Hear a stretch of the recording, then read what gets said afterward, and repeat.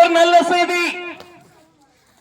இயேசுங்க ரட்சகர் இந்த பூமியிலே மனிதனாய் அவதரித்த பிரதானமான மாதத்திலே ஒரு நல்ல செய்தியை சொல்றோம். என்ன தெரியுமா அந்த நல்ல செய்தி?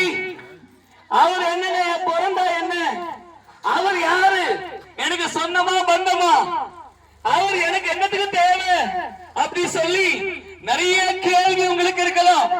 ஆனா இயேசுங்கிற தெய்வம் எதற்காக பிறந்தா தெரியுமா? பைபிள்ல இப்படி சொல்லுங்க, ஆபத்து காலத்தில் நானே அவனோடு கூட இருந்து அவனை விடுதலையாக்குவேன்.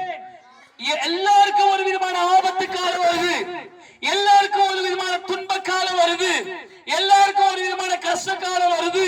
உங்க வாழ்க்கையில அப்படிப்பட்ட காலத்தை கடக்க முடியல நீங்க நினைச்சா இந்த பூமியிலே பிறந்த இயேசு உங்க உள்ளத்திலே பிறக்கும்படி கூப்பிடுங்க. அப்பா எனக்கு ஒரு நல்ல காலம் பிறக்கும்படி இந்த பூமியிலே பிறந்தீங்களாமே, அதே போல நீங்க என் உள்ளத்துல